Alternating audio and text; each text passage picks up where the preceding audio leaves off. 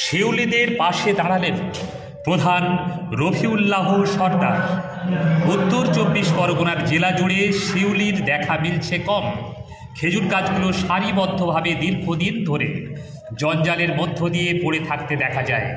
শিউলিরা জানিয়েছেন, অন্য জেলাতে খেজুর গাছের সংকট দেখা দিয়েছে, তাই দূর দূরান্ত থেকে শিউলিরা তাদের সংসার বাঁচাতে উত্তর 24 পরগনার বিভিন্ন ব্লকে ব্লকে কুঁড়ে ঘর বানিয়ে খেজুর গাছ থেকে রস সংগ্রহ করে তারা সারা বছরের জীবিকা নির্বাহের জন্য কয়েক মাসের জন্য এসে রস থেকে পাটালি গুড় ও ঝোলা গুড় বানিয়ে অল্প টাকার মধ্য দিয়ে বিক্রি করছেন, যা সাধারণ মানুষ কম পয়সায় কিনে নিতে পারছেন এবং তারা খেতে পারছেন।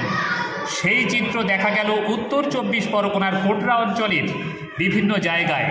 এই খবর পেতে না পেতে কোটরা গ্রাম পঞ্চায়েতের প্রধান রফিউল্লাহ সর্দার তিনি শিউলিদের কাছে পৌঁছে যান।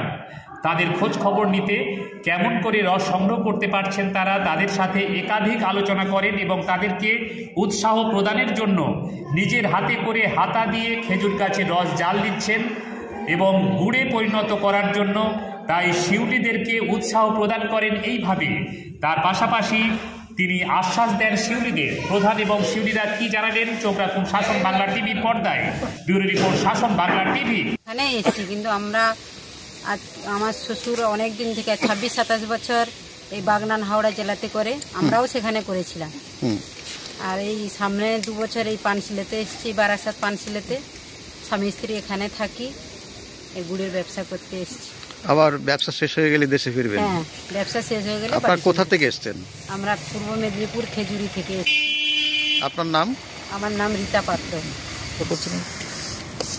আমাদের শিক্ষা 25 বছর। 25 বছর। এই গুড় জাল দিয়ে বাজারে কেমন দাম আছে এখন? এখন 250 টাকা কিলো। 250 টাকা কিলো? তো অনেক খরচ, তো সব খরচ কি ওঠে? হ্যাঁ, খরচ। আপনার নাম? দেখুন, এটা ছোটোবেলায় যখন ছোট ছিলাম তখন খেজুরের রস দিয়ে বিভিন্ন শীতকাল আসলে পিঠাপুলি দিয়ে আমাদেরকে আমার দাদি ঠাকুরদা দিত খেতে।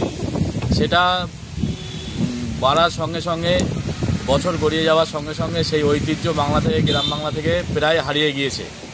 কিন্তু বর্তমানে এখনও কোটরা গ্রাম পঞ্চায়েতের বিভিন্ন জায়গায় এই ঐতিহ্য এখনও বজায় আছে। এখানে কিছু গাছ আছে, সেই গাছ থেকে খেজুরের রস সংগ্রহ করে দাদারা এই খেজুরের গুড় তৈরি করে এখানে গ্রাম মানুষে তারা দিয়ে থাকে খুব অল্প দামে। সেই ঐতিহ্য বজায় রাখার জন্য দাদারা মেদিনীপুর থেকে এসেছেন।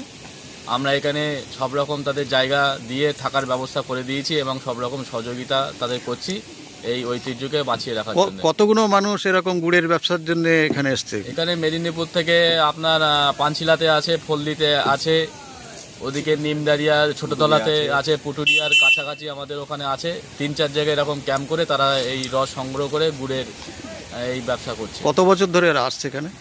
এই 3-4 বছর ধরে এরা আসছে।